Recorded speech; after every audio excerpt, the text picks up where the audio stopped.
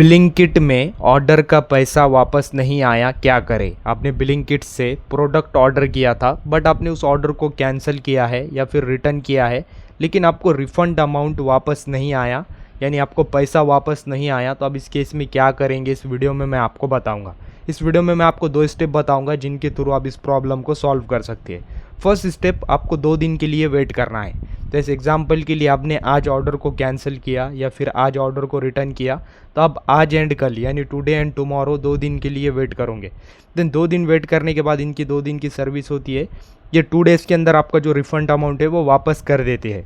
तो first step आप 2 दिन वेट करोगे, 2 दिन के अंदर आपको 90% लोगों को रिफ़ंड अमाउंट वापस मिल जाएगा, देन उनकी प्रॉब्लम सॉल्व हो जाएंगी। बट दूसरा स्टेप, आप 2 दिन वेट कर लेते हो फिर भी आपको पैसा वापस नहीं मिलता है, तो आपको दूसरा स्टेप फॉलो करना है।